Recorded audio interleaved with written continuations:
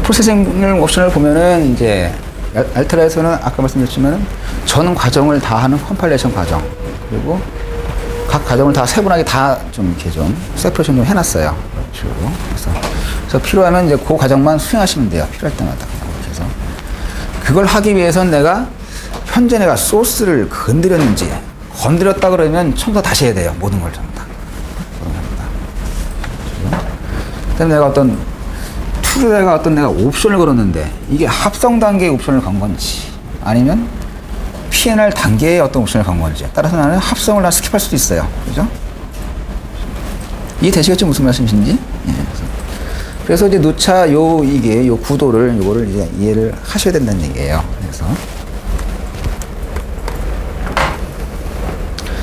그래서 컴파일도 이제 두 가지예요. 하나는 이제 일괄적으로 처음부터 쭉 할 건데, 그리고 인크리멘탈은 그 여러 이제 좀 변경된 부분이 아니라 픽스된 부분은 그대로 두고, 그리고 변경된 부분만 이제 일어나는 이제 인크리멘탈 방식이 있어요.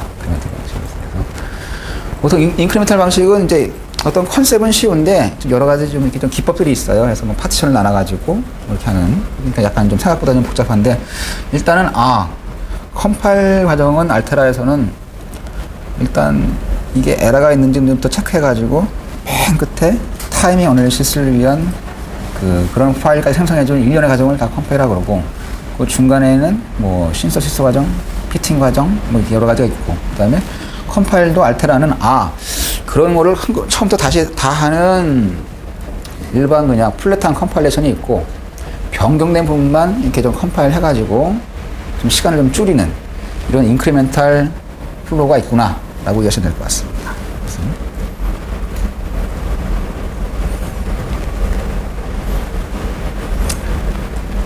요거는 이제 좀 말은 쉬운데 상당히 좀 난해해요. 사실은 이게 좀 그렇게 뭐 썩 시간이 뭐 많이 들지 않는다라는 어떤 피드백도 있고, 효과가 뭐 괜찮다라는 피드백도 있고, 사실 이건 디자인마다 좀 많이 좀 상이합니다. 이거는.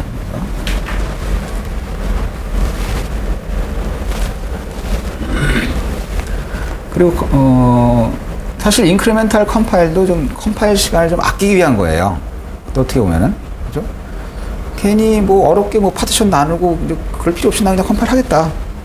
그러면은, 근데 인크리멘탈이라는 기능이 필요한 이유가 디바이스가 커지고 리소스가 많아지고 그리고 복잡해질수록 P&R 엔진이 시간이 많이 걸려요. 물론 합성하는 도 많이 걸리겠죠. 그러니까 결국은 시간을 아끼기 위한 이제 그런 기법 중에 하나예요. 이제 그 중에 뭐 하나가 나온 게 이제 알트라 툴도 마찬가지, 이제 프로세서도 이제 멀티플로 이용할 수 있는 이제 멀티플 CPU 옵션이 있어요. 저기도. 그리고 래피드 컴파일러 해가지고 결과물에 대해서는 그렇게 툴이 민감하게 신경을 안 써요. 쉽게 해서 유저가 원하는 대로 한번 이렇게 합성하고 컴파일하고 쭉 내보내는 거예요. 그냥 쉽게 해서. 그러면은 어떤 결과물이냐면은 래피드는 차이는 차지하는 에어리가 많아져요. 그리고 로직 셀 소비가 많아질 수가 있어요. 그리고 퍼포먼스가 생각보다 떨어질 수가 있어요. 근데 요거는 말 그대로 빠르게 컴파일할 만큼 합성기나 P&R 엔진이 별 신경을 안 쓰는 거예요. 그냥 되면 되는 대로. 그리고 어떤 옵티멀하게 이제 하진 않는 거예요. 옵티멀하게. 그래서 대신에 어떤 좀 빠른 결과물을 얻을 수가 있어요. 빠르게. 그래서 이제 선택하는 이제 뭐 래피드가 있습니다. 래피드가. 근데 나오는 어떤 결과물에 대해서는 이렇게 좀 작은 덴서티면 모르는데 이제 큰 덴서티면은 이제 좀 상당히 좀 타이밍 발로션도 많을 거예요. 그래서 일단은 한번 그냥 에러 없이 한번 쭉 한번 컴파일 한다. 그랬을 때 한번 사용해보는 어떤 그런 기법이라고 보시면 될 것 같습니다. 마찬가지 이제 뭐 스테이터스에 아까 여기 보셨던 그리고 여기 에러 메시지. 여기서 보면은 아까 제가 할 때 이렇게 에러가 났어요. 여기 보시게 되면은 뭐 툴에 대한 어떤 패스를 안 걸어가지고 그랬을 때는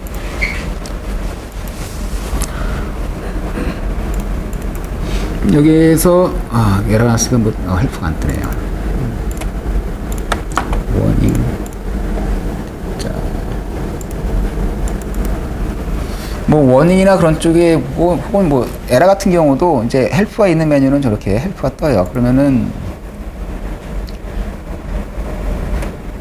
요 증상은 이런 거니까 액션은 뭐 어떻게 뭐 해라 라는 이제 헬프민이 떠요. 그래서 그리고 또 하나 여러분들이 이제 워닝에 대해서 하나 좀 참고사 말씀드리는데, 워닝에는 이제 내가 신경 쓸 워닝도 있지만은 신경을 쓰지 않아도 될 워닝이 되게 많아요.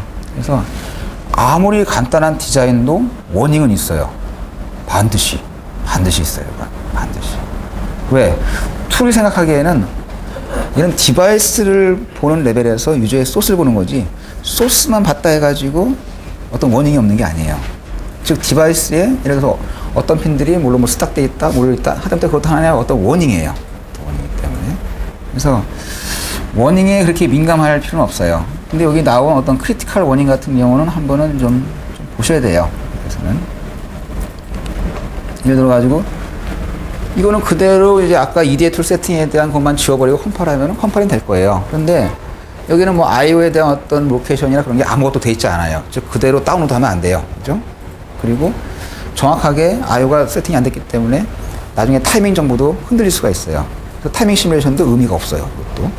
그러니까 이런 크리티컬한 워닝 쪽은 한번 이제 좀 뒤져보셔야 되고, 일반 워닝도 한번 쭉 보시되 그냥 내가 생각했을 때 이거 안 되겠다라는 워닝 말고 좀 무슨 워닝인지 모르겠다라는 건 일단 스킵을 하셔도 무방해요. 대신에 어떤 크리티컬 워닝은 한번은 대주고 가야 돼요. 이쪽에서는 내가 뭘 중요하게, 즉 툴이 생각하기에 가장 좀 컴파일은 되지만은 당신은 뭘 빼먹었다, 뭘 미스했다 이런 걸 이제 알려주는 거기 때문에.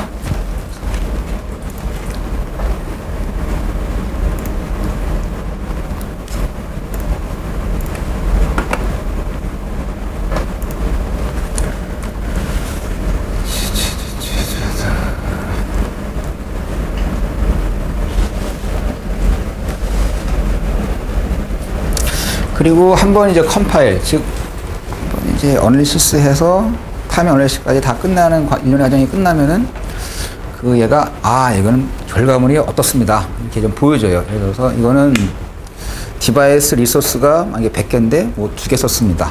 그리고 메모리는 얼마 썼습니다. 그리고 뭐 타이밍 발레이션이 있습니다, 없습니다. 이런 식의 어떤 결과물을 이런 식으로 리포트로 좀 보여줘요. 리포트로. 그래서 리포트를 보시면은 여러분들이 가장 좀 눈여겨봐야 할 부분은 이제 어떤 리소스 관련된 부분이 있고, 그리고 추후에 이제 나중에 이거 말씀드릴 텐데 아마 오늘 말씀드리기 좀 그렇고 이제 좀 추후에 기회에서 말씀드리는데, 타임캐스트로 어떤 어널리시스를 좀 해봐야 돼요. 그래서 바이올레이션이 타이밍적으로 있는지 없는지, 그죠? 사실 리소스에 대한 어떤 리소스에 대한 부분은 내가 필요에 따라서 내가 뭐 과감히 뽀개기도 하고 뭐 붙이기도 하고 해가지고 내가 조절할 수 있는 부분이에요. 뭐 디바이스를 더 큰 걸로 내가 바꾸든지 해가지고. 근데 타이밍상에 일어나는 그런 문제들은 내가 어떤 디자인을, 어떤 옵션을 잘 걸지 않은 이상은 좀 해결하기 되게 좀 어려운 문제들이에요. 예. 그래서 늘 FJ의 모든 문제는 리소스 때문에 일어나는 게 문제가 아니라 타이밍 때문에 일어나요. 지금 내부의 어떤 딜레이 때문에. 여러분들이 생각하기에 뭐 몇 피코 이러면은, 피코면은 나노가 10에 마이너스 9승이니까 피코가 10에 마이너스 12승이에요. 그러면은 맞죠? 아닌가요? 하여튼간 그러면 되게 짧은 시간이에요. 근데 그 시간 때문에 타이밍 마진이 있고 없고가 막 이제 막 얘기가 막 돼요. 왜냐면은 지금은 수 킬로헤르츠, 수 메가헤르츠로 돌리는 시대가 아니라 수백 메가, 외부 IO 같은 경우는 수 기가, 뭐 텐기가 이렇게 움직이는 시대예요. 그렇기 때문에 그 짧은 그 타이밍의 그 순간도 되게 좀 크리티컬해요. 네. 그래서 모든 FPGA 내부가 셀과 셀을 어떤 식으로 연결해도 라우팅 시간이 똑같다, 이런 아이디어란 FPGA가 나오지 않는 이상, 아이디어란 어떤 실리콘이 나오지 않는 이상은 항상 부딪혀야 할 문제예요. 그 딜레이 때문에 일어나는 타이밍 문제. 거의 그러니까 90% 이상은 다 타이밍에서 비롯돼요. 모든 문제들은.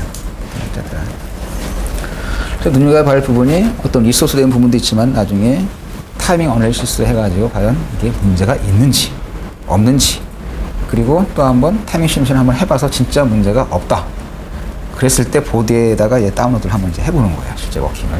그래서.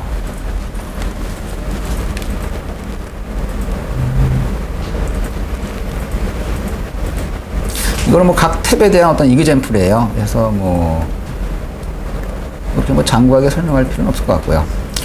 RTL 뷰어 그리고 테크놀로지 맵 뷰어는 뭐냐면은,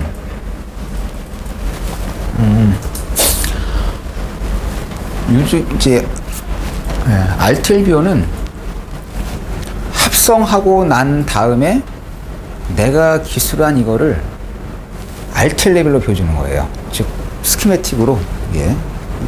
유로유로하게 합성을 했습니다. 라고. 이런 식으로. 요 테크놀로지 맵 뷰어는 뭐냐면은, 실제 당신이 타겟을 한 디바이스에 맞게 이러이러한 식으로 타겟팅을 한 결과가 이겁니다라는 거를 이제 스키매틱으로 보여줘요. 그러니까 두 개의 차이는 있어요. 하나는 얘는 그 디바이스의 어떤 셀을 이용한 어떤 그냥 회로도예요. 그냥 러프한 회로도라고 보시면 될 것 같아요. 그냥 회로도고, 실제 테크놀로지 맵 뷰어에서 나오는 요거는 내부의 셀을 어떻게 연결해서 이러이러한 회로도가 나왔습니다라고 아주 디테일하게 나오는 회로도예요. 디테일하게. 그래서 요 두 개를 보면은, 아, 합성기가 뭘 빼먹었는지 아니면 뭘 날려버렸는지 이걸 판단할 수가 있고요. 그 다음에 테크놀로지 맵 뷰어를 보면은 진짜 핏하고 난 결과가 이제 어떻게 이루어졌는지. 사실은 요 두 개는 이제 내가 디자인하고 난 다음에 어떤 결과물에 대해서 좀 의구심이 들 때 보는 거고, 사실은 그렇게 뭐 썩 많이 쓰이는 기능들은 아니에요. 많이 쓰이는 건 아닌데, 어떤 디버깅을 위해서 이렇게 쭉쭉 이제 라인을 좀 따라가면서 블락들이 다 이렇게 어떻게 물려 있는지. 소스 코드가 텍스트 베이스로 되어 있으면 나중에 따라가기가 되게 어려워요. 막 이렇게 쭉쭉쭉 올라가다 보면, 이게 어디로 갔었지? 그러면 이제 RTL뷰로 보면은 합성된 결과물은 내 소스 코드와 거의 그냥 유사하게 나오니까 이제 쭉쭉 따라갈 수가 있어요. 그래서 즉 이것이 뭐 하나의 어떤 RTL 뷰어예요. RTL 뷰어인데 뭐 이런 식의 뭐 합성을 이렇게 했습니다. 라는 거겠죠. 합성. 근데 요거는 테크놀로지 맵 뷰어는 좀 달라요. 이거는 실제 요거는 유저가 기술한 거에 대해서, 아, 이런 식의 회로를 만들 겁니다. 이런 거예요. 이런 식의 회로를. 유저는 이런 식의 회로를 원해요. 이런 식으로 해서 합성을 해보니까 이런 식의 회로도네. 응? 이런 식으로 이제 보여주는 거고요. 요거는 실제 디바이스의 요 셀, 요 패드까지 다 해서 이러이러한 식으로 라우팅이 이렇게 됐습니다. 연결이 다 이렇게 되고. 그래서 그러니까 아무리 간단한 로직도 테크놀로지 맵 뷰어로 보면 상당히 좀 복잡해 보여요.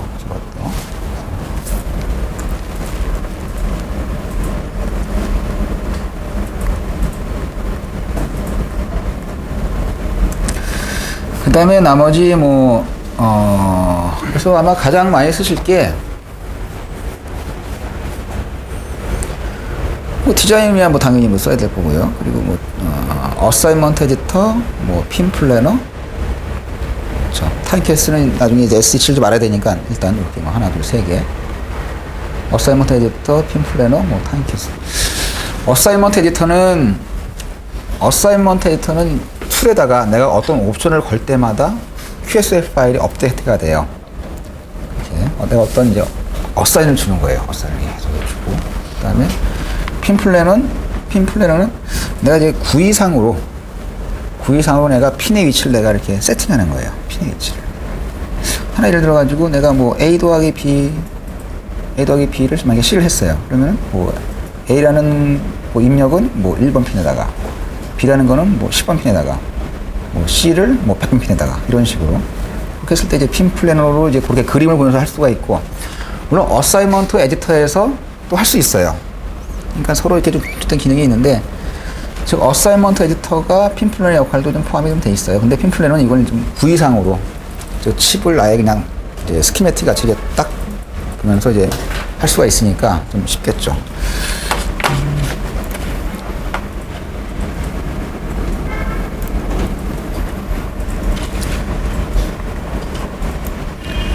이게 이제 핀 플래너를 이제 기동한 거예요. 핀 플래너를. 그러면 이제 여기에 내가 생성은 이제 인아웃 핀들이 있겠죠.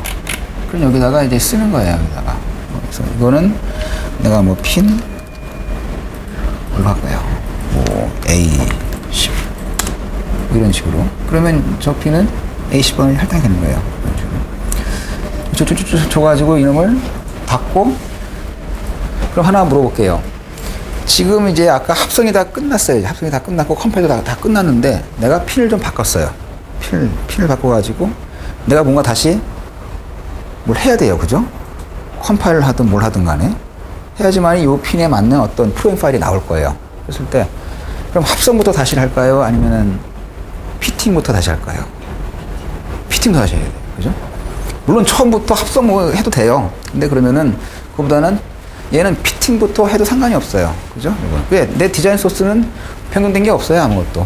그 단순히 이제 핀만 바뀐 거예요. 그죠? 그러니까 피팅부터 새로 쭉 해도 돼요. 그죠?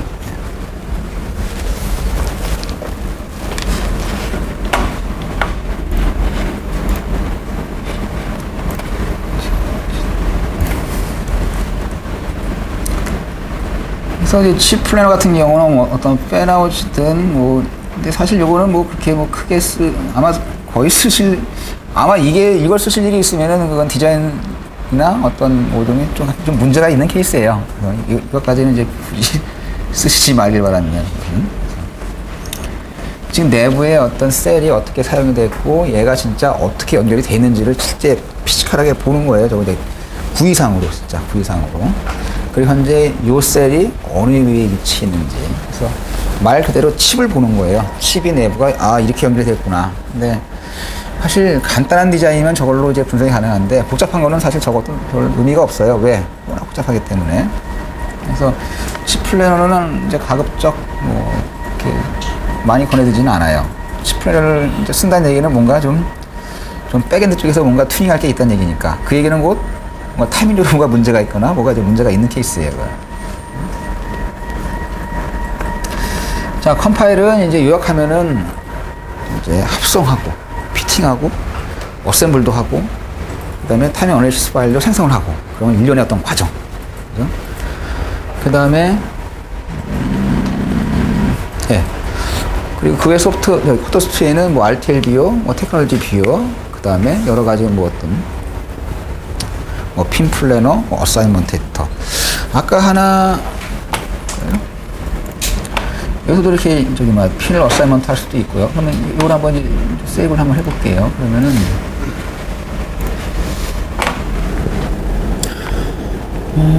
QS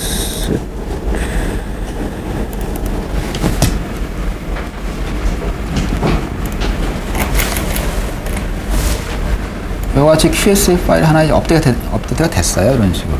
만약에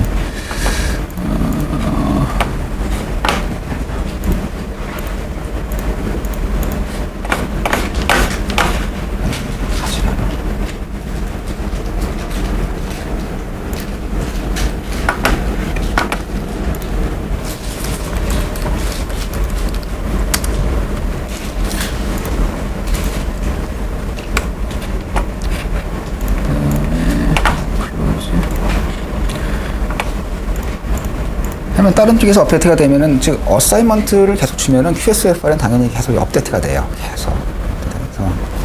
그래서 요거를 어사이먼트 에디터라는 걸 열어서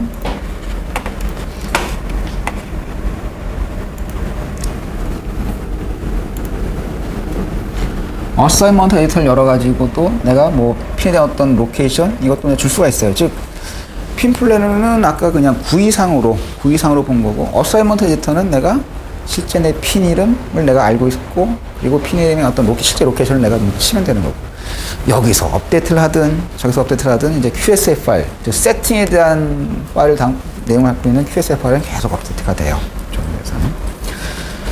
즉 여기서도 하나 아니면은 그래서 내가 직접 쳐도 돼요. 그래서 만약 신텍스가 이렇다 그러면은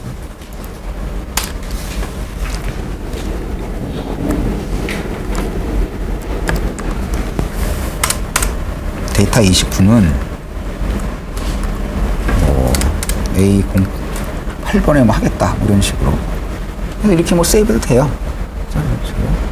지금 내가 QSF 파일을 내가 직접 수정을 하든, 핀 플래너에서 내가 핀을 수정을 하든, 어사이먼트에도 수정을 하든 다 똑같은 거예요. 즉, 종구의 타겟은 뭐냐면은 이 QSF 파일을 업데이트 하겠다는 얘기예요. 그 다음에 피팅, 합성기는 이 QSF 파일을 참조로 해서 피팅을 하고 합성을 해요. 이 파일 참조로 해서. 어떻게 보면 이제 가장 중요한 파일이라 보시면 될 것 같습니다.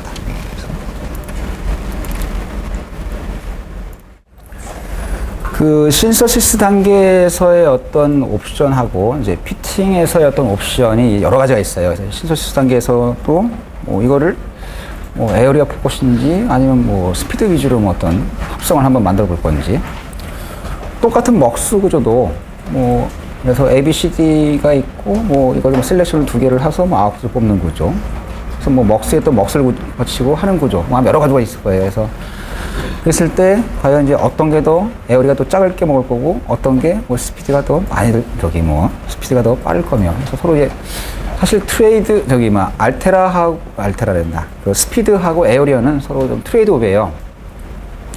일반적으로 에어리를 많이 차지할수록 스피드는 빨라져요, 보통은. 근데 가장 원하는 게 뭐냐면 스피드도 올리면서 에어리어도 좀 작게 먹고, 그죠? 그런 방법을 이제 옵티멀하는 게 두 개의 어떤 그 반대되는 곳을 찾아야 되는데, 그런 곳을 주는 곳이 이런 이제 옵션 부분이에요. 즉, 더 이상 내 소스를 내가 수정할 데가 없다. 그랬을 때는 과연 이제 어떤 옵션들이 있는지.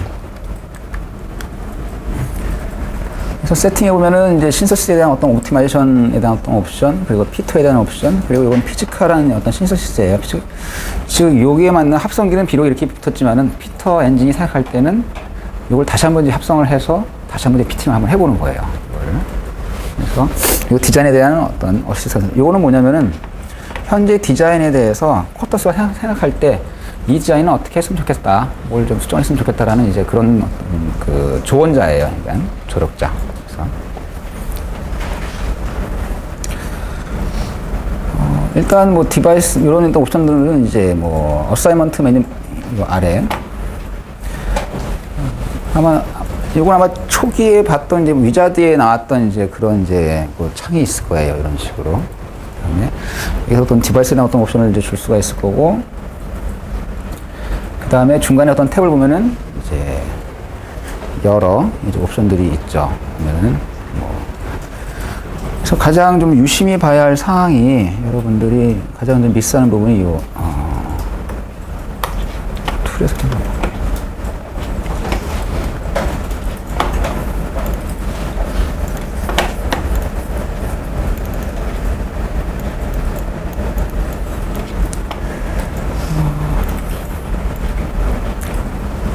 좀 흐릿하게 나오는데, 여기 나머지들에 대해서는 뭐 크게 뭐 개의치 않아도 상관은 없어요. 개의치 않아도 상관없는데, 언유스트 핀에 대한 처리는 반드시 좀 해주셔야 돼요. 언유스트 핀. 즉, 여러분들이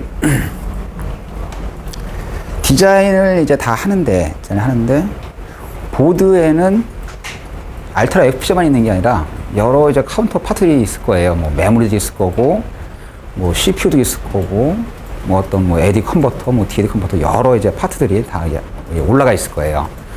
그랬을 때 내 디자인 전체가 이 카운터 파트들, 요런 상대방 이 파트들을 전부 다 핸들링하는 모든 로직을 처음부터 갖고 시작하는 케이스는 없어요. 처음에는 뭐 메모리 쪽 X 하다가 오케이. 그 다음에 이번에 뭐 AD 컨버터 오케이. 뭐 오케이. 해가지고 이걸 다 뭉뚱그려가지고 탑을 만들고 뭐 이런 식으로 어떤 이제 만들 텐데, 가장 중요한 여기 이게 좀 놓치기 쉬운 분이 요 언유스 핀이에요. 즉, 내가 만약에 요 A라는 쪽만 내가 핸들링하는 디자인을 넣어서 내가 컴파일해서 시뮬레이션 해가지고 이상이 없다. 실제 보드에 올렸더니 잘 돌아간다. 그랬을 때 나머지 어떤 카운터 파트들에 대한 어떤 처리, 어차피 FJ의 그 핀들은 그쪽 파트에 다 지금 연결이 되어 있어요. 그렇기 때문에 요 핀들에 대한 처리를 어떻게 하는 게 가장 세이프하게 갈 수 있는 건지. 그래서 옵션에는 여러 가지가 있습니다. 그래서 뭐 트라이세트로 두는 케이스도 있고, 뭐 아웃풋 드라이브 앤 그라운드일 수도 있겠고, 뭐 디폴팅 그냥 윅 프로브 할 수도 있겠고. 그래서 뭐 트라이세트 할 거냐, 아니면은 뭐 드라이브 앤 그라운드냐, 아니면은 모르겠다, 뭐 알아서 하세요. 이런 식으로. 예. 알아서.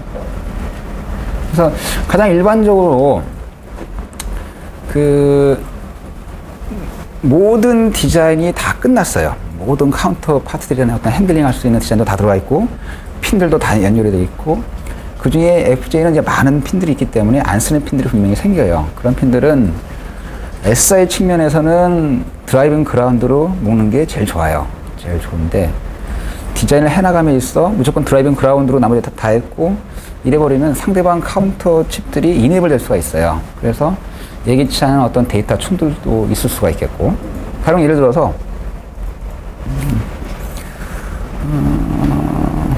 그림을 어떻게, 만약에 두 개의 어떤 이제 뭐, 그래서 뭐 플래시 메모리도 있고, 그래서 SRAM도 있고, 근데 내가 핀을 맡기기 위해서 두 개를 내가 만약에 버스를 이제 공유했어요. 뭐 어드레스 버스도 공유하고, 뭐 데이터 버스도 같이 묶고, 그래서 두 개는 이제 칩 셀렉트로 내가 서로 이네이블 시키면서 내가 쓸 거고, 그랬을 때는 요 두 개가 동시에 칩이 이네이블이 되면 안 돼요. 그죠? 이네이블 되면. 하나가 이네이블 되면 하나는 디세이블 돼야 돼요. 두 개가 동시에 이네이블 되면 안 되겠죠. 그러면 이네이블 되면서 만약에 두 개가 만약에 서로 아웃풋이 만약에 동시에 나와버리면 데이터 충돌이 나니까 커런트가 이렇게 쭈쭈쭈 증가하다 나중에는 이제 보드가 이제 언스테이블해져요. 때문에 저 언유스트 핀은 이제 보드에 여러 파트들이 올라가 있을 때 과연 요 카운터 파트들에서 내가 현재 핸들링을 안 할 때 요 핀들에 대한 어떤 처리예요. 그죠? 처리. 그래서 가령 그래서 만약에 뭐 여기다 만약 트라이 세트로 두고 뭐 이런 칩들에 대해서 뭐 칩 이네이블이 만약에 액티브로 오면은 뭐 다 풀업을 해주던가, 즉 FJ가 드라이빙 하지 않는 이상 그냥 풀업돼 있으니까 그 칩들은 이제 디세이블 돼 있겠죠. 이런 식으로. 그래서 저런 이제 언유스 핀에 대한 처리는 이제 생각을 하셔가지고 반드시 어떤 보드 설계 그리고 디자인을 해나감에 있어 저런 것들도 좀 신경을 좀 쓰셔야 돼요. 그래서 실제 요거는 이제 서로 간의 어떤 데이터 좀 어떤 이제 충돌에 대해서 충돌 때문에 뭐 칩이 뭐 물론 데미지 있는 케이스가 있겠는데 보통 칩이 동작하다가 계속 커런트는 계속 증가하기 때문에 좀 언스테이블해져요. 계속. 그랬을 때는 초기에 뭐 커런트 메타가 뭐 예를 들어서 뭐 한 200ml 됐다가 뭐 250 됐다가 뭐 300, 400 이렇게 올라간다 그러면은 이건 데이터 충돌이 있구나. 그랬을 때 나머지 쓰지 않는 파트들에 대해서는 서로 좀 의심을 좀 해봐야 돼요. 그래서 반드시 요 디바이스 핀 옵션에 대해서 여러분들이 신경 써야 될 부분은 요 쓰지 않는 핀들에 대해서 내가 어떤 상태로 둘 건지는 꼭 염두에 두시기 바랍니다. 저거에 대해서는.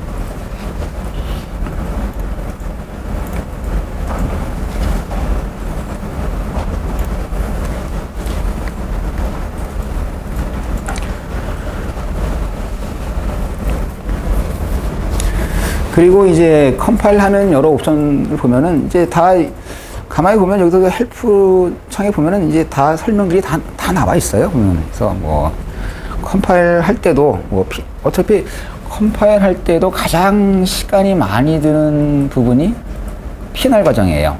그죠? 피팅 과정. 그래서 그 과정에서 내가 어떤 옵션을 줄 건지. 그래서 근데 보통은 디폴트로 해서 이제 문제되지도 않고, 그죠? 그랬을 때는 뭐 그냥 두고 생각하시면 되고, 만약에 문제가 된다 그러면은 아주 쥐어짜는 옵티마이제이션 할 수 있는 그런 어떤 레벨도 있어요. 그래서 그런 걸 하면은 시간은 오래 걸리는데 결과물은 좋은 결과물을 얻을 수 있고.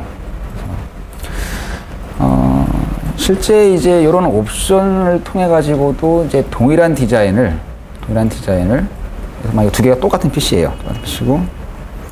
여기에는 일반 그냥 디폴트로 되어 있는 옵션이고, 여기서 내가 생각할 수 있는 어떤 좀 쥐어짜는, 저스트한 이제, 옵션에 대한 어떤 옵션을 주고, 두 개를 동시에 돌린다 그러면은, 컴파일 시간도 차이가 날 거고, 나오는 결과물도 차이가 있을 거예요. 결과물. 그럼 당연히 차이가 있어요. 왜냐면, 신서시스에 대해서 어떤 내가 옵션을 줬었고, 그리고 피팅하는 과정에서 내가 어떤 컨스트레인트를 주고, 옵션을 주고, 했을 때는 당연히 아웃풋되는 결과물은 당연히 이건 다르죠.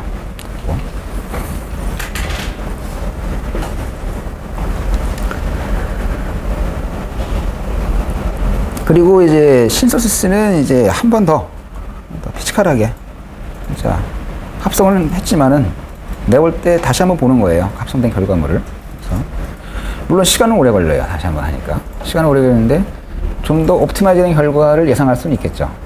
그렇다고 이런 모든 옵션들이 다 좋은 건 아니에요. 다 좋은 건 아니고 어떤 것들은 저 하나의 옵션을 하나 걸므로써 디자인 자체가 안 돌아갈 수도 있어요. 그런 여러 가지 케이스가 있어요. 그래서 왜냐면은 합성 엔진, P&L 엔진이 완벽한 엔진이 아니에요. 이거는 유저가 주는 옵션 그대로 자기는 자기 스스로의 어떤 알고리즘에 의해서 그냥 도는애예요. 때문에 지금 내 디자인을 얘는 몰라요. 그냥 내 디자인을 그냥 있는 그대로 그리고 옵션 주는 컨센트레이터 주는 그대로 이제 하기 때문에 이제 그런 케이스는 극히 드물지만은 저런 옵션을 중으로 해가지고 좀 디자인 자체가 돌아가지 않는 케이스도 있으니까 저는 한꺼번에 모든 옵션을 다 주는 게 아니라 한 번 이런 식으로 스텝 바이 스텝으로 가셔야 됩니다.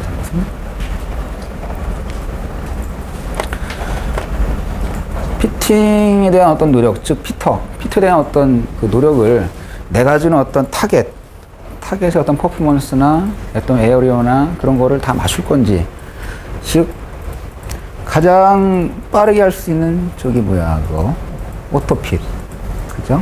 아니요 패스핏, 그 다음에 오토핏, 그 다음에 스탠다드 핏. 즉 피터의 엔진이 노력을 많이 하면 할수록 어떻게 보면 여러 번 하는 거예요. 여러 번. 한 번 하고 나서 결과물이 안 좋아. 그럼 또 해요. 또 하고. 그러다가 어느 한두 이상 되면은 그냥 거기서 이제 빠져나오겠죠, 이제. 뭐 패스핏 같은 경우 한 번 이렇게 쑥 해보고 그냥 그 결과물을 던져주는 거예요, 유저한테. 이렇게 결과물이 나왔습니다. 라는 식으로. 그래서 즉 유저에 대해서 유저가 이제 어떤 결과물을 원하에 따라 가지고 즉 나는 리소스도 많이 이제 썼고 근데 퍼포먼스는 지금 되게 떨어진다. 근데 내 소스에 대해서는 내가 수정할 게 별로 없다. 그랬을 때는 어떤 옵션상으로 해결할 수가 있어요. 아니 해결할 수 있는 방안, 해결할 수 있는 가능성이 있는 거죠. 가능성이. 근데 저런 어떤 피트에 대한 어떤 옵션도 줄 수가 있겠고, 그리고 여기 어떤 P&L 엔진의 어떤 C들을 여러 가지가 줄 수 있어요. 뭐 0, 1, 2, 3, 4 뭐 이런 식으로. 그래서 즉 P&L 엔진 자체에 대해서는 그거를 만든 사람 많이 알아요, 사실은. 그래서 우리가 할 수 있는 거는 여기에 대해서 어떤 옵션상에 이런 옵션이 있으니까 이런 옵션을 걸므로써 P&L 엔진은 몇 번 더 하는구나 라는 것만 알고 계시면 돼요. P&L 엔진이 어떤 알고리즘이다, 그건 사실 그 사람밖에 몰라요. 그래서 P&L 엔진이 고생을 하면 할수록 결과물은 좋게 예상될 수가 있겠구나. 그런데 100% 좋은 결과물은 아니다 라고 이해하시면 될 것 같습니다. 말이 좀 모호한가요? 그러니까 이런 걸 기대하는데 꼭 그런 것만은 아니다. 근데 이건 다 마찬가지예요. 뭐 자기스도 마찬가지고 알트도 마찬가지고. 그래서 옵션을 한꺼번에 많이 걸면은 나중에 뭘 했는지 몰라요. 일단 디폴트로 주고 하나하나 문제가 있을 때 하나하나. 문제가 없을 때는 그대로 가시면 돼요. 문제가 없으면 그대로 가시고. 있으면은 소스 레벨의 수정이 아니라 중간 단계 어떤 피팅에 대한 어떤 수정이 필요하다. 그럼 피팅에 대해서 하나하나씩 그냥 옵션을 걸어보는 거예요. 이렇게. 그리고 어사이먼트에는 이제 IO에 대한 이제 그 어사이먼트, 그리고 그 로직에 대해서 이제 어사이먼트, 즉 사실 저 어사이먼트든 뭐 피트에 대한 어떤 뭘 주든 간에 모든 건 다 QSF 파일에 다 들어가 있어요. 다. 나중에 QSF 파일 다 열어보면은 내가 준 옵션이 거기 다 들어가 있어요. 다. 그리고 합성기는 또 QSF 파일 참조를 해가지고 합성을 해요. 피터 엔진도 QSF 파일 갖고 참조를 해서 합성을 또 하는 거예요. 저기 P&L 엔진을 또 돌리는 거예요, 자기를. 그래서 어사이먼트 에디터는 아까 이제 보신 대로 어사이먼트 에디터가 가장 이제 구의상으로 여러 가지 옵션을 처리할 수 있는 이제 그런 툴이에요. 어사이먼트 에디터에서. 여기서 특정 IO에 대해서 내가 핀 위치나 요 핀이 뭐 LVTTL인지 LV CMOS인지 뭐 SSTL인지 그런 것도 맞출 수가 있고, 그리고 얘가 뭐 PCIO 이제 컴플라이언트하게 이제 클램프 다이오드를 온시킬 건지, 그래서 여러 가지 옵션이 있습니다.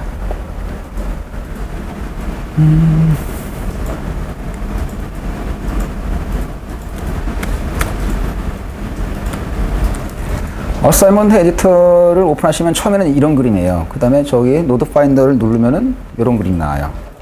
그 다음에 여기에서 포스트 신서시스를 누르고, 그 다음에 요 중간에 여기다가 뭘 이렇게 치는 거예요. 내 그 필요한 노드를 치면 여기에 이렇게 좀 주룩 나와요. 그 다음에 요를 찍고 에다 하시면 되죠. 에다.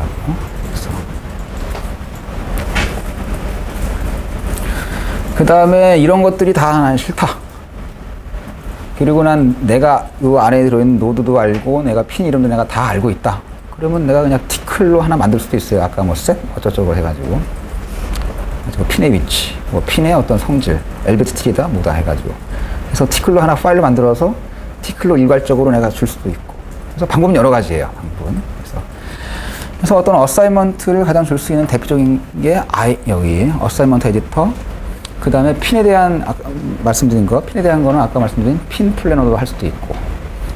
그리고 뭐 어쩌고저쩌고, 뭐 디바이스에 대한 어떤 어사이먼트, 아까 뭐 디바이스에 대한 어떤 옵션.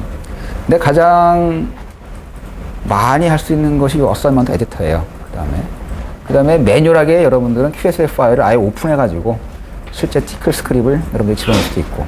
그것도 싫다. 그럼 나만의 티클 스크립을 하나 만들어가지고 티클을 여기다 임포트 시킬 수도 있고. 일단 어사이먼트는 결론적으로 여러분들이 요 신서시스 엔진 그리고 P&R 엔진에다 주는 어떤 옵션이라 생각하시면 돼요. 이게 뭐 간단하게는 어떤 핀에 대한 위치 정보부터 해가지고 그리고 어떤 타이밍에 대한 어떤 정보까지. 그래서 그거를 알테라에서는 이제 이거를 어사이먼트라 불러요. 어사이먼트.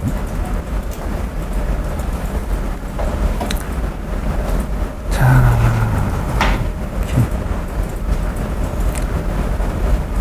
요거 이제 PCI 클램프 다이오드를 이제 온 시키는 옵션이에요. 이것도. 그래서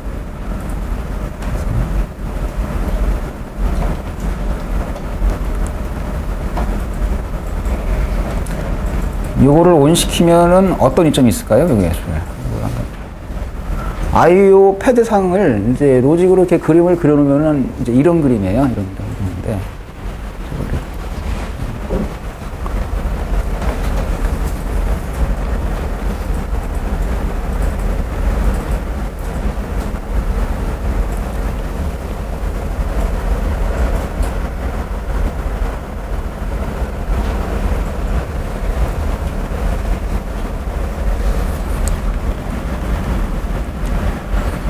저걸 이제 턴온 시키면서 얻을 수 있는 이점은 이제 볼테이지의 어떤 호환성을 넓힐 수가 있어요.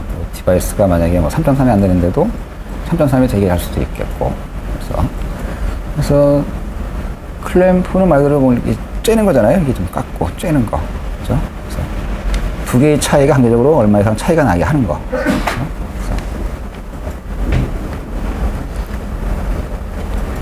QSL 파일은 여러분들이 스스로 그냥 매뉴얼하게 수정할 수도 있고, 이런 어사이먼트 에디터로 수정해서 업데이트가 되기도 하고, 그죠? 다양한 방법으로 어떻게 하는지 업데이트가 돼요. 업데이트가. 그래서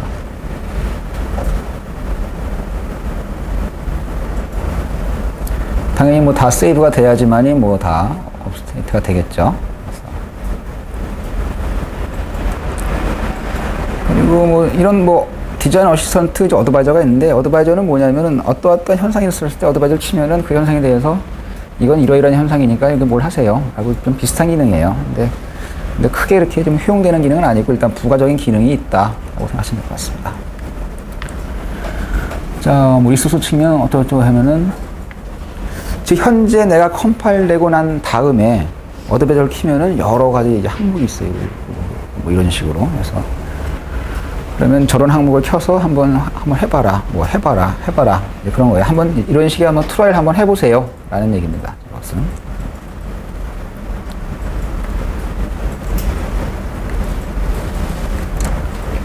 오케이. 요 컴퓨테이션 관련돼서는 좀 추후에 좀 얘기를 좀 더 좀 해드릴게요. 그래서는 현재가 이제 쿼터스에서 말씀드린 거는 일단 알테라 디자인 툴인 쿼터스를 통해서 뭘 하려면 일단 프로젝트를 생성한다. 생성은 위자드를 통해서 내가 뭐 디바이스 세팅부터 홀더, 프로젝트 이름, 그 다음에 탑 네임, 즉 탑 디자인의 이름, 그 다음에 프로젝트 생성이 끝났으면은 그 내에서 내가 소스를 내가 직접 작성한다. 소스는 뭐 스키매틱, 그다음에 VHDL, 뭐 베릴 로고, 뭐 자유롭게 하셔도 되고. 막 혼용에서는 상관없어요. 혼용에도. 나는 탑 디자인은 내가 스키매틱을 하겠다. 왜? 탑은 내가 그냥 그래도 그림으로 보는 게 편하다. 근데 그 서브는 내가 HDR로 하겠다. 그건 뭐 동케어. 뭐 그건 여러분들이 뭐 자유예요. 나는 탑을 난 VHDR로 하겠다. 그리고 중간에 어떤 부분은 스키매틱으로 하고, 어떤 거는 베릴로그로 하고, 그건 여러분들 그건 자유예요. 그래서 일단 그 세 개를 막 혼용해서도 그건 전혀 뭐 상관없습니다. 그것은. 그리고 이제 그 외에 다른 소스로 인정될 수 있는 거, 즉 다른 서드파티 툴이 사람이 만든 소스를 받아서 합성된 결과물들, 즉 넷리스트 파일들, 뭐 EDN, EDIF 파일, 뭐 베릴로그 아웃, 뭐 VHDL 아웃, 그 다음에 뭐 VQM 이런 것들은 다 텍스트 베이스니까 사람이 오픈해서 볼 수는 있지만 다 스트럭처라는 구조예요. 그 셀 단위로 해가지고 어떻게 연결하는 이런 셀 단위 구조니까 알고리즘으로 이해하기는 되게 어려운 구조지만은 그래도 베릴로그 포맷, VHDL 포맷, EDM 포맷, EDIF 포맷이기 때문에 툴은 알아먹을 수 있어요. 그렇기 때문에 새로운 어떤 소스가 될 수가 있는 거고요. 그리고 이제 툴에다가 주는 옵션 사항들, 즉 신서시스 상태의 어떤 옵션 넣을 수 있는 방법, 그리고 피터 쪽에 옵션 넣을 수 있는 여러 가지. 그것이 알타라에서는 이제 어사이먼트라 그러고, 그 핀에 대해서는 어떤 구입 환경 같은 경우는 핀 플래너에서 내가 하나하나 보면서 내가 어사인을 할 수가 있고, 또 어사이먼트 에디터에서 내가 노드를 찾으면서 내가 하나하나 넣을 수도 있고, 종류에서는 모든 어사이먼트 에디터나 뭐 이런 어사인을 주는 것들은 다 QSF 파일에 다 반영이 된다. 그래서 QSF 파일을 내가 매뉴얼리 오픈해서 내가 수정할 수도 있다. 이런 겁니다. 자, 이 정도가 아마 그 쿼터스에 대해서 이제 기본적으로 이제 다 이제 기본적인 과정은 다 말씀을 드린 거고요. 다 이제 컴파일 과정이 다 끝났으면은 이제 그 프로그램 파일이 나와요. 그래서 컴퓨테이션 관련된 부분을 좀 말씀을 드릴게요. 요거는 그 실제 알테라고 데이터 시트를 보면서 좀 말씀을 드리겠습니다. 그래서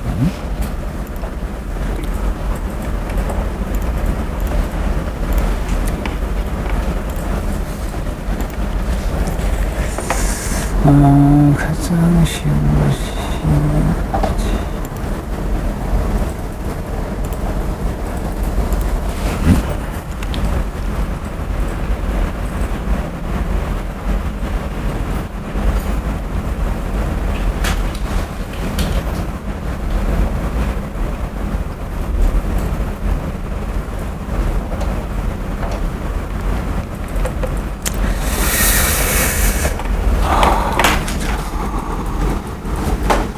이제 중소업체에서 많이 오셨으니까 사이클론을 기준으로 좀 말씀을 드릴게요. 사이클론 3.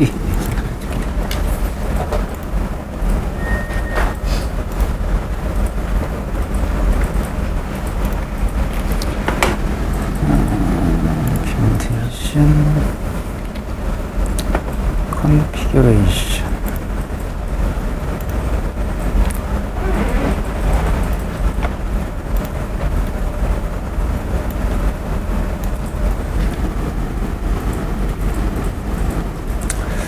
알테라에서는 그 컴퓨레이션, 한번 써봐. 컴퓨레이션이 뭔지는 아시죠? 모르시는 분들. 없어요? 컴퓨레이션. 그래서 학교 오신 분들, 학교에서 오신 분들. 학교에서 누가 오셨죠? 두 분인가요?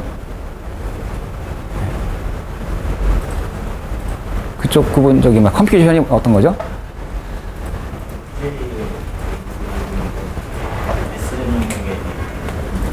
그렇죠. 예, 맞아요. 예, 컴퓨테이션. 그 알테라는 알테라의 어떤 CPLD, 자기스 마찬가지예요. 뭐 CPLD라 부르는 것들은 전부 다 EEPROM 베이스나 아니면 플래시 베이스예요.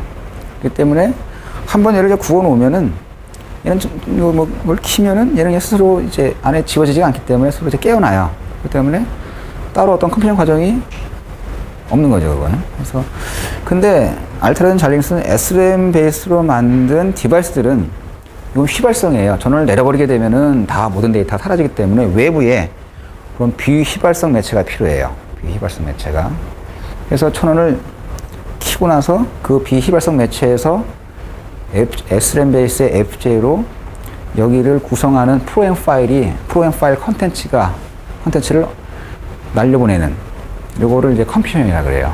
이거를. 그래서 그게 다 끝났으면 컴퓨션이 다 끝났구나. 이게 중간에 날아가다가 뭐 실패하던가 아니면 초기부터 안 날아가던가 뭐가 문제가 있으면 컴퓨션이 실패했구나. 이런 식의 어떤 부른 용어가 있어요. 그래서 알테라에서는 크게 이제 몇 가지? 하나, 둘, 셋, 넷, 다섯. 크게 5가지의 어떤 컴퓨션 옵션이 있어요. 컴퓨션 옵션이 있는데, 뭐 액티브 시리얼, 뭐 액티브 패러럴, 여기 보시면 뭐 AS, 액티브 시리얼이에요. 액티브 패러럴, PS, 패시브예요. 패시브 시리얼, 뭐 FPP, 그냥 F 빼고 그냥 패시브 패러럴이라고 그럴게요. 그냥 패시브 패러럴.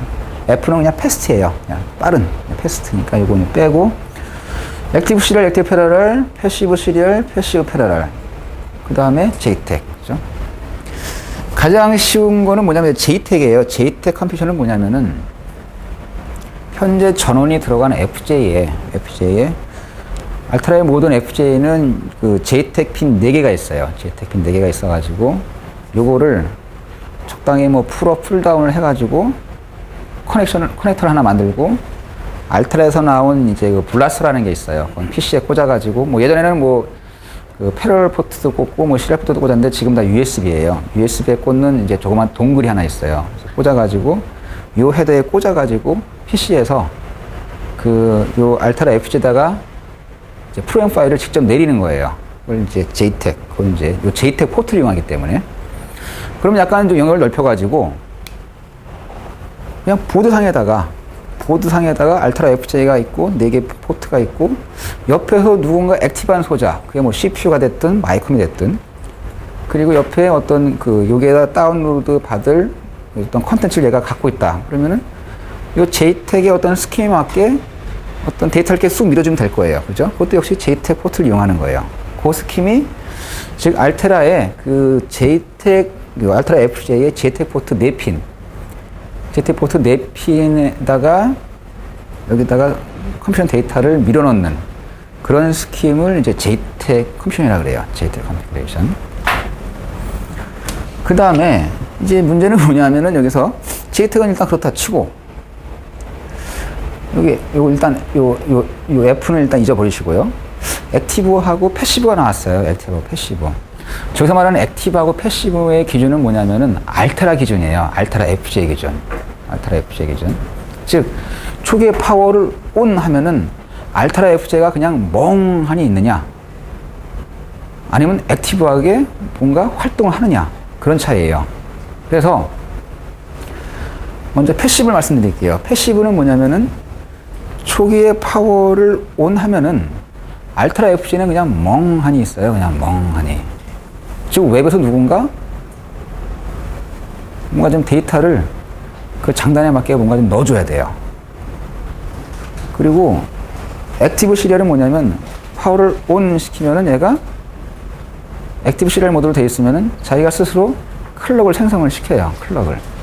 클럭을 상대방에다 이렇게 줘요. 즉 알테라 FJ가 액티브한 거죠. 그러니까 클럭을 주면 얘는 그걸 받아다가 데이터를 내뱉으면 되는 거예요. 그 클럭에 맞게. 클럭 하나 튀었으면 데이터 하나 주고, 튀었으면 또 하나 주고, 이런 식으로. 그래서 요거는 이제 패시브 모드는 저 패시브 시리얼, 패시브 패러럴은 알테라 FJ가 그냥 멍하니 가만히 있어가지고 외부에서 클럭도 주고 데이터도 주는 그런 스킴을 패시브 모드라 그래요. 즉 알테라 FJ가 그냥 가만히 있는 거예요. 패시브하게, 수동적으로. 액티브는 파워 온을 해버리면 알테라 FJ가 능동적으로 클럭을 생성을 시켜요. 그러면 외부 디바이스가 그 클럭에 맞게 데이터만 뱉어주면 되는 거예요. 이게 이제 액티브 기준입니다. 그래서 좀 자세하게 좀 볼게요.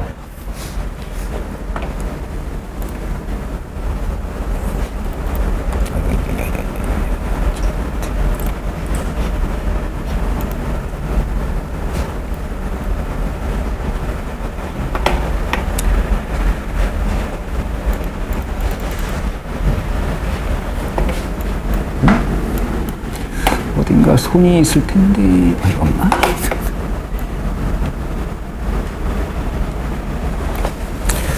그러니까 알테라에서 이제 유저 I로 쓸 수 있는 많은 핀들도 있고, 이렇게 어떤 컴퓨션을 위한 핀들이 여러 가지 핀들이 있어요. 그래서 모든 FJ마다 하나 어떤 레퍼런스가 있어요. 만약에 여러분들이 뭐 JTAG 모드로 쓸 때는 회로를 뭐 이렇게 구성하세요. 그죠? 액티브 모드로 할 때는 이렇게 구성하세요라는 이제 회로도가 있어요. 그래서 이거에 맞게 회로는 뜨시면 되고요. 이건 이제 JTAG 모드예요. 그래서 JTAG 핀이 이렇게 뭐 TCK, 뭐 TDO, 뭐 TMS, TDI 이렇게 4핀이 있어요. 그래서 헤더를 하나 만드는 거예요. 헤더를 하나 만들어서 PC에서 USB 블라스터라는 어떤 동굴 통해 가지고 여기다 딱 꽂아 가지고 PC에서 포터스에서 다운로드를 하는 거예요. 뭐. 여러분들이 잘 아는 이제 SF 파일은 알테라 FJ 어떤 SRAM 오브젝트 파일이에요. 즉 FJ에다가 다이렉트로 내리는 파일이에요. SRAM 오브젝트 파일. 그래서 이렇게 하는 게 이제 JTAG 모드. 혹은 요거를 좀 확장한다 싶으면은 그러니까 요거를 그냥 하나의 어떤 CPU가 생각하시면 될 것 같아요. CPU 마이컴. 그리고 옆에 뭐 어떤 플래시 메모리가 됐든. 그래서 얘가 뭘 끄집어 와가지고 요 JTAG 스킨, 요 프로토콜에 맞게 그냥 밀어넣는. 그것도 하나의 어떤 저게 JTAG 모드가 되겠죠. 이것도. 그래서 JTAG은 이제 요 4개의 핀을 사용하는 이제 모드가 되겠습니다. 저거 4개의 모드. 자, 그 다음에 패시브 시리얼 좀 보겠습니다.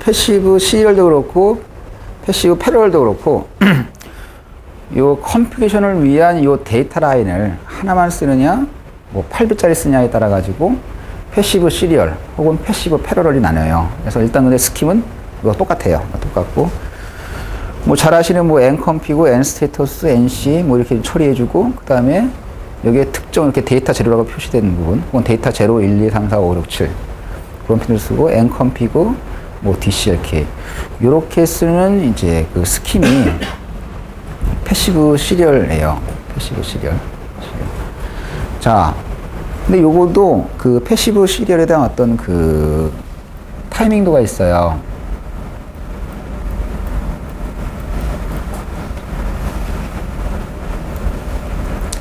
아까 연결했던 그 결선대로 그 외부의 액티브 소자가 요 장단에 맞게 데이터를 이렇게 쭉쭉 넣어주면 되는 거예요.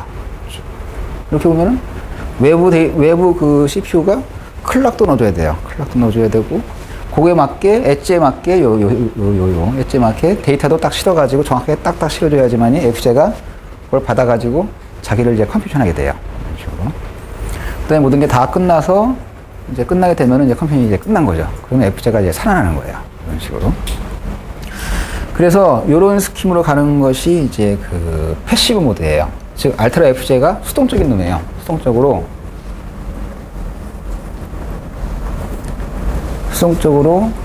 파워 온 하면 얘는 그냥 가만히 있어요. 가만히 있고, 얘가 아까 그 타이밍도에 맞게 요 시그널을 요거 타이밍에 맞게 뭐 하나 떨어지고 하나 올리고, 그 다음에 클락도 내보내면서 데이터도 실어가지고 밀어주는 거예요.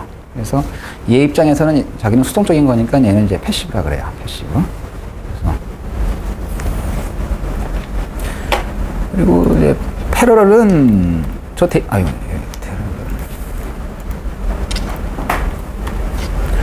저거하고 모드는 똑같아요. 단지 요 데이터 라인이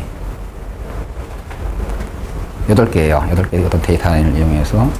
그러니까 어떻게 보면 이제 컴퓨터 시간이 더 좀 짧겠죠. 이제 8비트가 이게 쫙 가니까. 그래서 요것이 이제 패시브 모드입니다. 패시브. 자, 그 다음에 이번에는 이제 거의 많이 쓰시는 이제 액티브 모드예요. 액티브는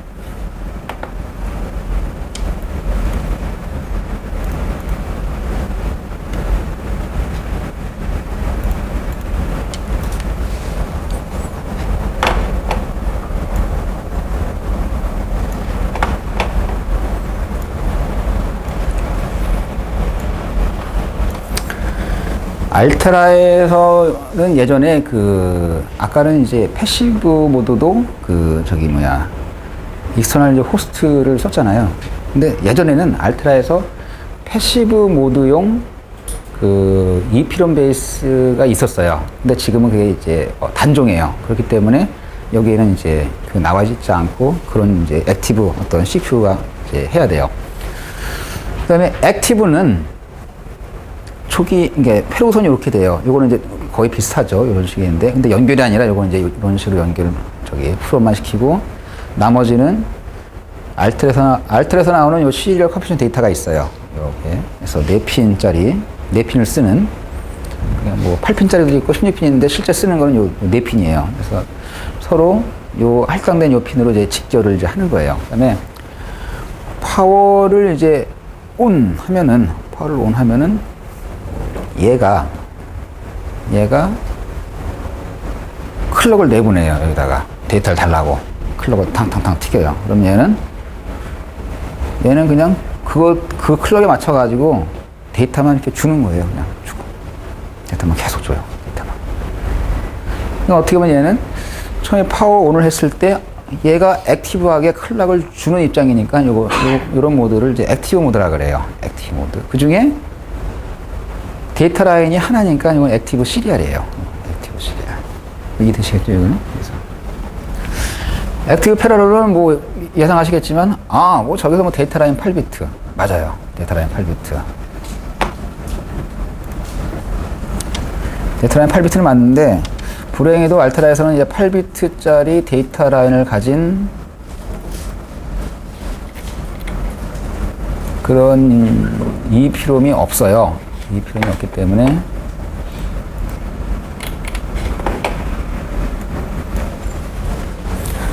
이건 오로지 사이클론 3의 일부 패키지만 지원이 되는 모드예요.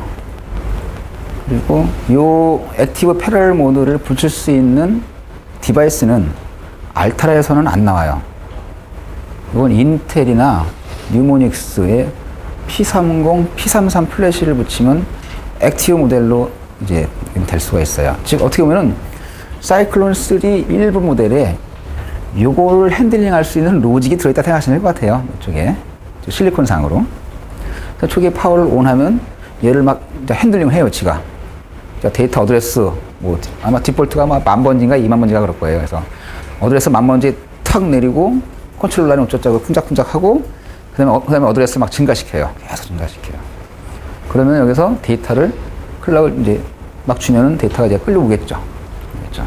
마찬가지로, 8 전에 이건 16비트네요. 그래서 마찬가지로 이제 여기서도 초기 파워를 온 하고 얘가 액티브 패러럴 모드로 만약에 돼 있고 그랬으면 얘가 액티브 패러럴이니까 인텔 P30, P33 계열을 지원하는구나 해가지고 초기에 어떤 이제 컨트롤도 하고 스스로 클락도 내보낸다 해서 이런 모드를 액티브 패러럴이라 그래요. 그래서 그 알트라에는 크게 5가지 모드가 있는데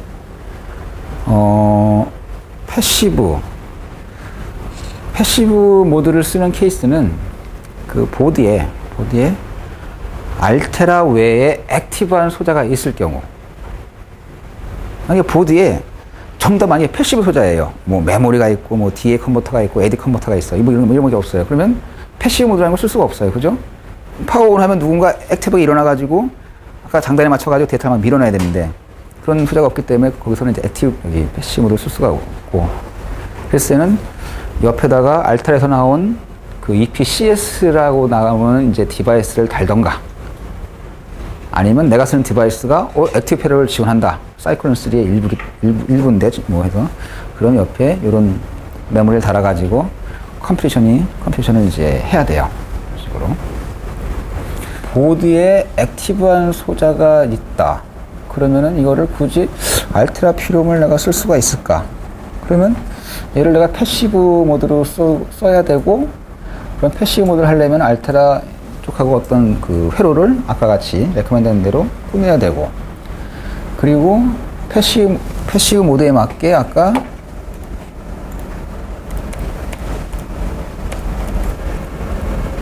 이런 식의 타이밍도에 맞게 내가 컨트롤 해야 되고, 그죠? 그리고 데이터를 이제 컴퓨터 데이터를 쭉 밀어놔야죠. 컴퓨터 데이터를. 그래서 여러분들이 쓰시는 이제 보드 스킴에 따라서 어떤 모드를 쓸 건지는 이제 뭐 나와 있는 것 중에 선택하시면 돼요.